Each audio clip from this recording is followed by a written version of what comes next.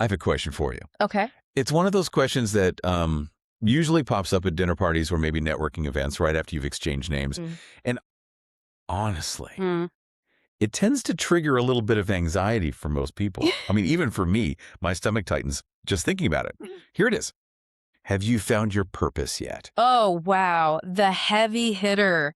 That is right up there with, where do you see yourself in 5 years? Exactly. Or what is your legacy?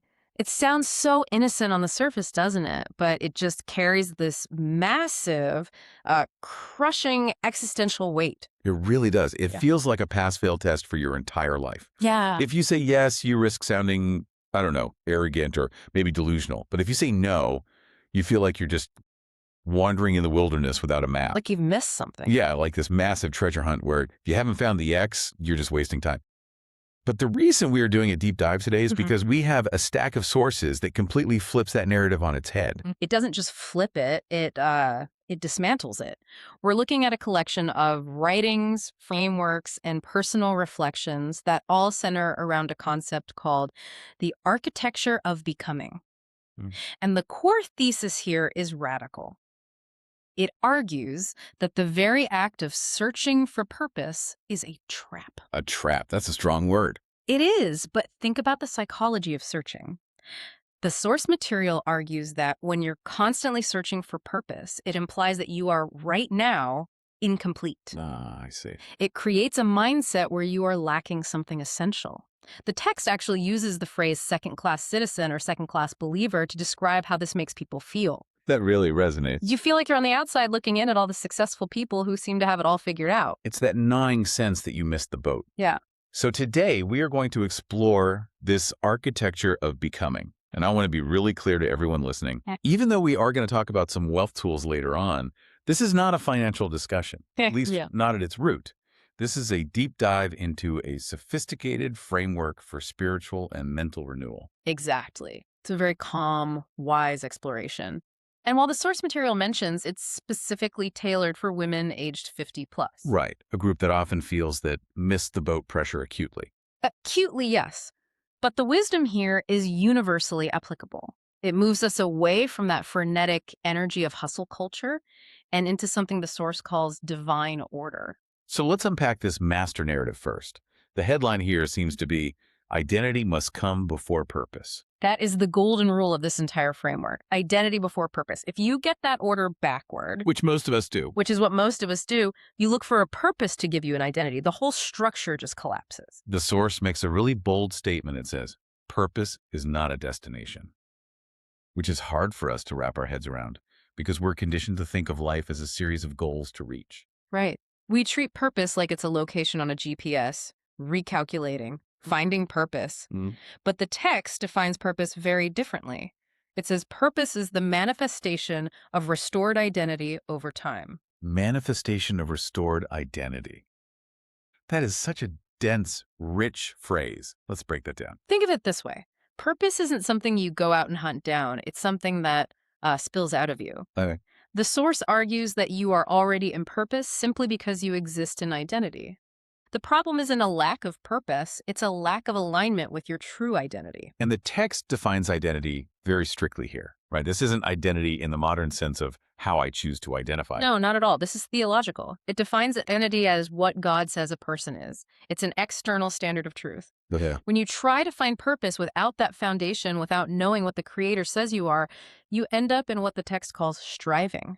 You're just manufacturing a persona to feel valuable. And that leads to anxiety, comparison, and, well, eventually, burnout. And that leads us to this idea of transformation. We hear that word all the time in self-help circles, transformation, leveling up, upgrading. But the source gives us a very specific, almost technical definition for it. It does, and I love this because it explicitly states what transformation is not first. It says transformation is not motivation, and it is not behavior modification. Which is huge. Because if you look at the self-help industry, 90% of it is motivation and behavior modification. Right. Wake up at 5 a.m., take cold showers. Hustle harder. Exactly. And the source argues that behavior modification without a change of mind is just acting.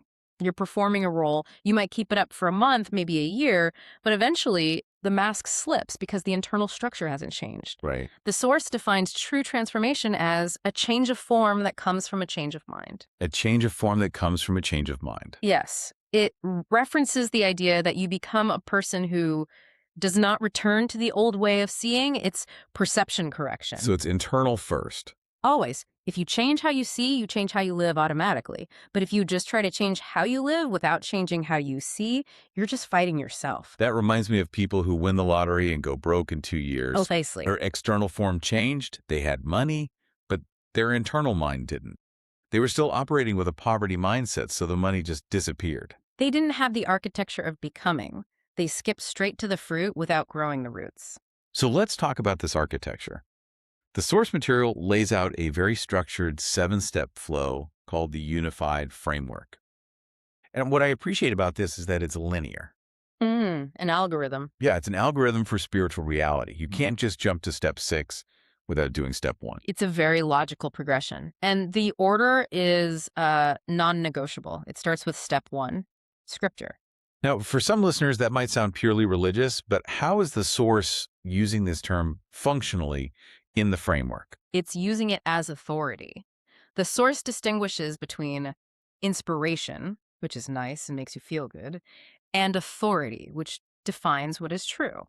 Okay. In this framework, you need an external standard of truth that is higher than your own feelings. Because let's be honest, your feelings will tell you I'm a failure, or it's too late, or I'm not good enough. So you need an authority that overrules those feelings. You do. So you establish the truth with step 1. Yeah. Then you have step 2, which is faith. And again, a specific definition here, I'm A guessing. very specific one. Faith here isn't just optimism or wishing really hard. It's defined as agreement with truth. I like that. It's almost judicial. The judge speaks the truth, which is scripture, and faith is you nodding your head and saying, I agree with that verdict. Yes. It's stepping out of agreement with your feelings and into agreement with the authority. My feelings say I'm behind, but the truth says I am right on time, so I agree with the truth. Simple enough. Yeah. But then we get to step 3, which seems to be the pivot point for the whole system, the renewed mind. This is the engine room. This is where the work happens. The renewed mind is where that perception correction takes place. So this is the active part. It's the active replacement of lies with the truth established in step 1. It's not enough to just agree with the truth once. You have to, rewire your thinking patterns to align with it constantly. And once the mind is renewed, that leads to step 4, restored identity. Right. Because you're no longer believing the lies about yourself, you align with your divine design. You stop striving to be someone else and you start standing in who you actually are. You become comfortable in your own skin. Yes.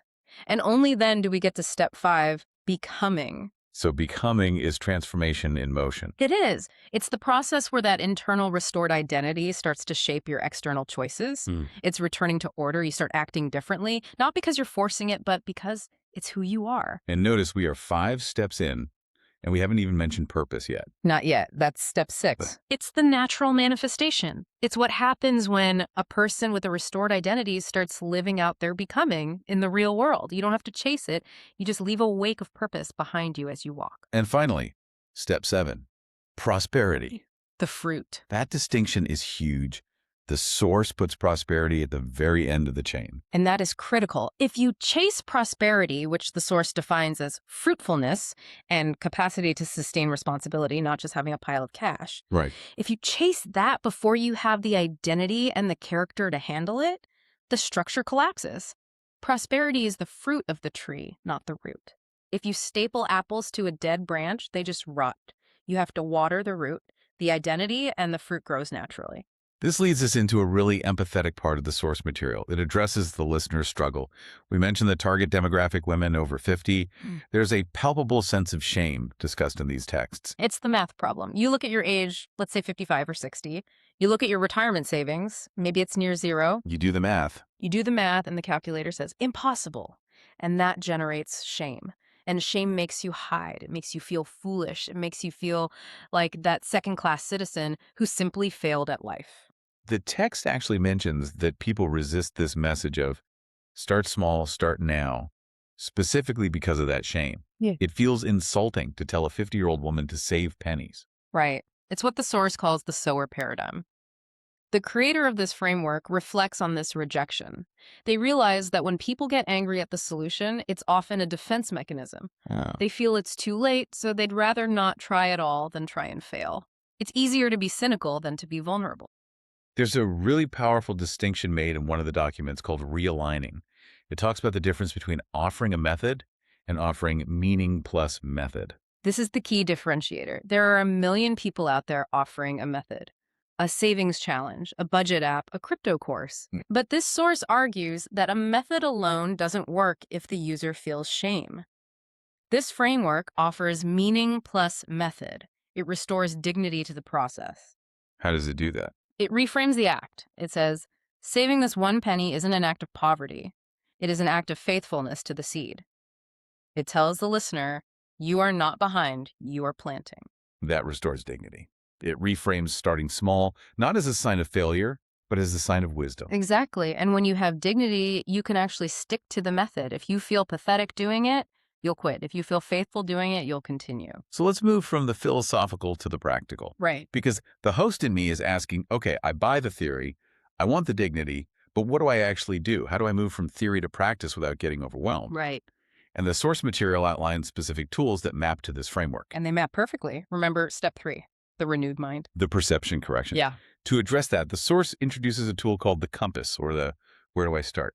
Micro toolkit. And I noticed the price point is deliberately accessible. It's £10. That's intentional. This isn't some high-ticket masterclass designed to drain your bank account. The function of the compass isn't to give you instruction overload on, stock trading or real estate. Right. Its sole purpose is mental renewal. It corrects those beliefs about being too late and reframes how you view money and time. It's the tool for step 3. And there was a specific detail in the source about what comes with the compass. It's not just a PDF you download and forget about. No, and this connects back to the meaning part. The compass includes an accountability tool as a permanent gift. The permanent gift. Yes. It's described as a mechanism for keeping that renewal active. So it's not just read this concept, it's track your alignment. It acts as a daily anchor to keep the mind renewed so you don't slip back into that old narrative of I'm behind. Okay, so the compass handles the renewed mind. What about step 5? Becoming. That transformation in motion. For that, there is the 1P Challenge app. Which is £2.99. Again, the price is basically a cup of coffee. It's low friction because the barrier isn't money, the barrier is belief. The 1P Challenge represents the becoming stage of the framework. It turns that renewed thinking into a daily discipline. For those who might not know, the 1P Challenge is, saving 1P on day 1, 2P on day 2, and so on. It sounds so simple, saving pennies. Yeah. But why does the source place so much weight on this? Because it teaches faithfulness over time.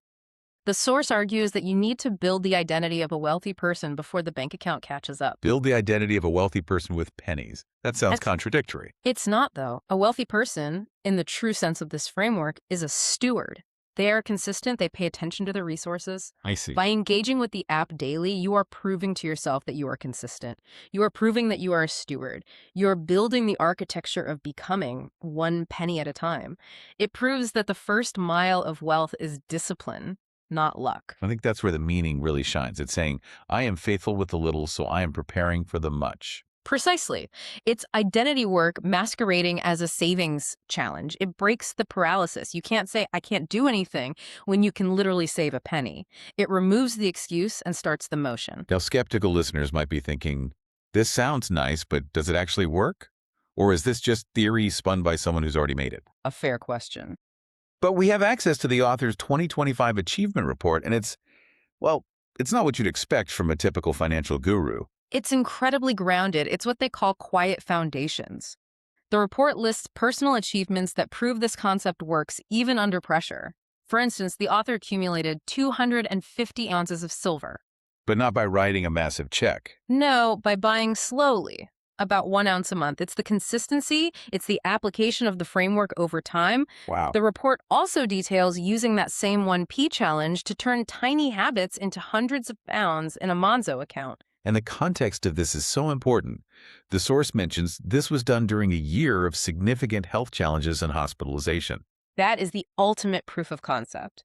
If a system only works when you have high energy, perfect health, and a clear schedule, it's a fragile system. Right. But this framework identity before purpose allowed the author to continue building wealth and becoming even when energy was low. It proves that steady obedience works better than bursts of motivation. Exactly. You can be obedient even when you're sick. You can still align your mind. You can still save that penny.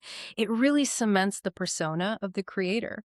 They aren't positioning themselves as a financial guru shouting from a stage, No, the term used is renewal guide. which is a beautiful distinction. A guru says, look at me. A guide says, walk with me.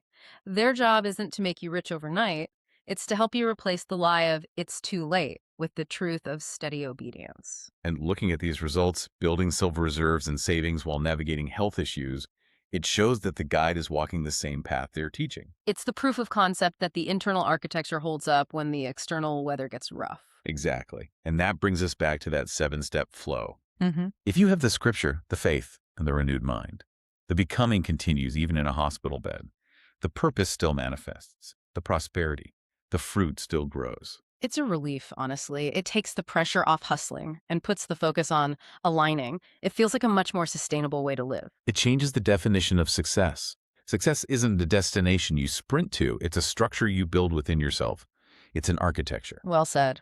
So let's bring this deep dive in for a landing. We've covered a lot, from the anxiety of the purpose question to the nuts and bolts of the 1P challenge. If we zoom out, the takeaway is incredibly sophisticated yet simple. You are not behind. You are being formed with precision. I love that. Formed with precision. It suggests that nothing has been wasted. Exactly. The journey is clear. Scripture reveals truth. Faith receives it.